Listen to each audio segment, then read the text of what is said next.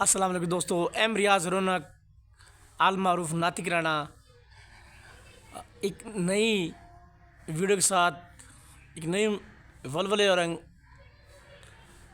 आज़म के साथ आप सबके दरमियान आज मैं आपको नज़ीर अकबर आबादी के बारे में कुछ बताऊंगा कि वो कहाँ पैदा हुए, उनकी वफ़ात कहाँ हुई, किस तरह के हालात का उन्होंने मुकाबला किया और वो अवामी शायर क्यों कहलाए। तो सबसे पहले मैं आपको नज़ीर अकबर आबादी के बारे में जो बुनियादी मालूमात है वो फ़राहम करने जा रहा हूँ। नज़ीर अकबर आबादी 1735 ईस्वी में दिल्ली में पैदा हुए। दिल्ली के अंदर जब आप बहुत छोटे से थे, तकरीबन 4 बरस के थे, तो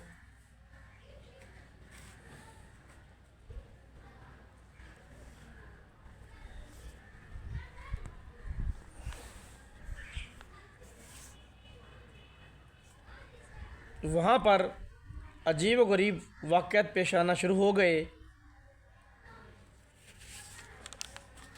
दिल्ली, आपको बताता चलूँ, एक गुंजान आबाद शहर था और ये आज से नहीं तकरीबन 5-6 तकरीबन सदियों से, और उससे पहले भी ये दारुल हुकूमत या दारुल खिलाफा के तौर पर रहा है।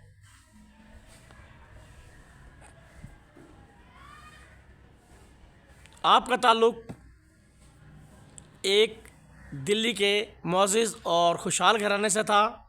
आपके वालिद का नाम मोहम्मद फ़ारूक था और आपने बड़ा शानदार बचपन गुजारा। छोटी सी उम्र में थी, लेकिन दिल्ली पे अटैक हुआ। नादिर शाह ने दिल्ली को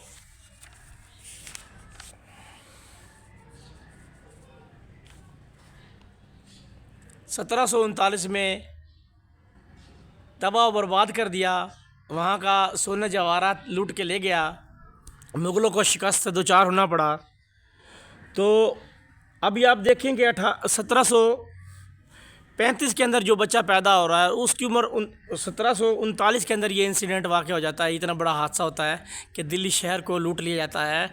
नादिर शाह ईरानी, जो ईरान का बादशाह था, वो दिल्ली पर हमलावर होता है और यहाँ के माल असबाब और लाल जवाहरात छीन कर और आवाम को तंग दस्ती का शिकार करके, पसमानदगी का शिकार करके चला जाता है। तो अभी जबकि नज़ीर की उम्र सिर्फ़ 4 बरस है, तो ये पहला हादसा इसके साथ होता है कि इसके शहर को लूट लिया जाता है, दिल्ली को।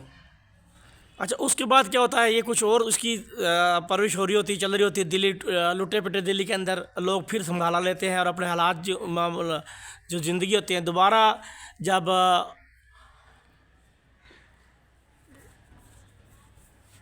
अपने अरूज की तरफ चलते हैं, दिल्ली के मामला, दिल्ली के जो हालात हैं वो तरक्की की तरफ गामज़न होते हैं। जो टूट फूट का शिकार दिल्ली थी, उसके लोग जब फिर दोबारा संभाला लेते हैं, तकरीबन 10-15 साल के बाद फिर उनके साथ एक हादसा हो जाता है। और 1757 में जबकि मीर नज़ीर अकबर आबादी की उम्र सिर्फ़ 22 बरस हुई, 1757 के अंदर दिल्ली के ऊपर दूसरा भी बड़ा अटैक हो जाता है और इसके अंदर अब की बार अहमद शाह अब्दाली आता है। और अहमद शाह अब्दाली एक हमला नहीं करता, वो जगह जगह दिल्ली के अंदर लूट बाजार करता है और दिल्ली को खाक व खून में नहला देता है। तो ये हालात थे जी दिल्ली के। जब नज़ीर अकबर आबादी ने अपना शहर छोड़ा, अपना घर बार छोड़ा, ये इनको कह छोड़कर अकबराबाद चले गए। अकबराबाद के हालात भी दिल्ली से मुख्तलिफ ना थे। वहाँ पर भी दिल्ली की तरह मुख्तलिफ हमलावर आए और उन्होंने अकबराबाद को, जिसका मौजूदा नाम आगरा है, खासा नुकसान पहुँचाया। लोगों को शदीद ज़दोकोब किया गया, लोगों की अमलाक छीन ली गई, उनके लाल जौहर पे कब्ज़ा कर लिया गया और वहाँ भी खून की नदियाँ बहाई गई। अच्छा, इधर जो हमलावर थे ना, ये कोई दूर के नहीं थे। ये अब इंडिया से ताल्लुक़, हिंदुस्तान से ताल्लुक़ रखने वाले थे। जो अकबराबाद पे हमलावर होते थे, उसके अंदर जो सबसे पहला नाम है, वो जो पहला हमला किया, सूरज जाट मल ने हमला किया और अकबराबाद, मौजूदा आगरा को शदीद नुकसान पहुँचाया। उसके बाद ये बला टली नहीं। उसके बाद फिर सोहाराम जाट ने आगरे की ईंट से ईंट बजा दी और आगरा को तबाह बर्बाद कर दिया था। ये थे वो हालात और वाक़यात। 3-4 साल पैदा होने के बाद बच्चा ऐशी की ज़िंदगी गुजार रहा था, ऐश व इशरत देखी थी उसने। अचानक उसकी ज़िंदगी के अंदर इतने बड़े हादसात हुए। पहले दिल्ली 2 दफ़ा उसने दिल्ली उजड़ता देखा, फिर उसने अपनी आँखों से अकबराबाद को भी उजड़ते देखा। तो चूँकि नज़ीर अकबराबादी एक अवामी शायर था, आवाम के अंदर उसकी जड़ें थी, उसने जो कुछ देखा वो अपने इजहार किया। उसने मुख्तलिफ़ नज़में इसी हवाले से उसने लिखी और अवामी नुमाइंदगी का सेहरा बिलाशुबा नज़ीर अकबराबादी के नाम है। और उनको नज़म का भी सबसे पहला अजीम शायर तस्वर किया जाता है। तो नज़ीर की शायरी के जो हैं वजूहात बनी, वो थी शहरों की बर्बादी, बेसुकूनी, माशरत की तबाही, मुगलिया सल्तनत का ज़वाल, ख़जानों का खाली होना और अफरा तफरी।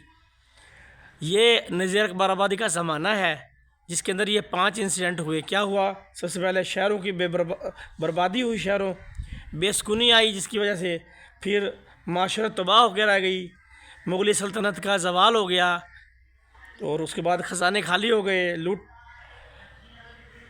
लिया गया ख़जानों को, फिर अफरा तफरी मच गई। तो ये थे जी वो हालात जिनके अंदर नज़ीर अकबराबादी ने शायरी शुरू की।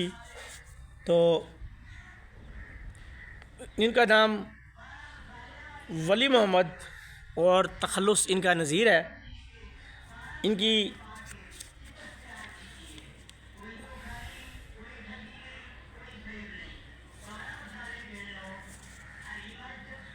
शायरी की खुसूसियात के हवाले से बात करें तो ये सबसे पहले अवामी शायरी इन्होंने की। दूसरे नंबर पे इन्होंने मकामी रंग में शायरी की, मतलब अवामी शायरी की, मकामी रंग वाली शायरी की, ज़बान और बयान में सादगी और वसअत रखी, क्योंकि इसने उर्दू के अलावा मराठी, गुजराती और दीगर जो हिंदुस्तान में ज़बानें बोली जाती हैं उनके भी अल्फाज कशीर तादाद में इस्तेमाल किए।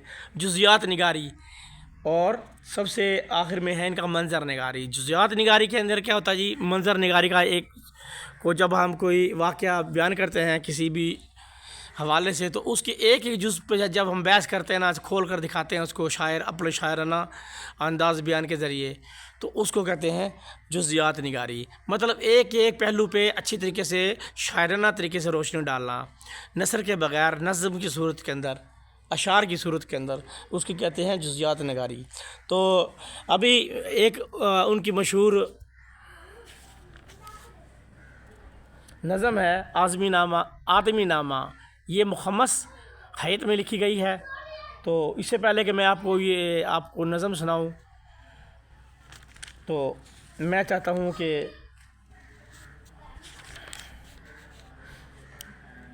जो नज़म के अंदर उसने जो किरदार दिखाए हैं वो सारे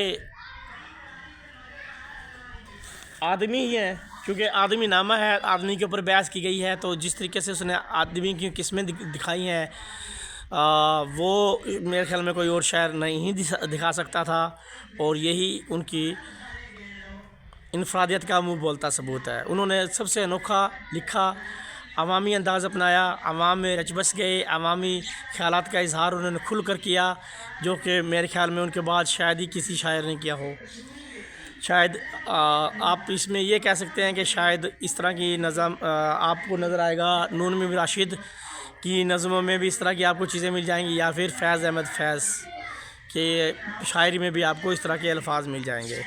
अदरवाइज़ मैंने बहुत शायरों को पढ़ा है, मुझे इस तरह की कोई चीज़ नज़र नहीं आई है जो आवाम के दिलों के मुताबिक चीज़ें हों।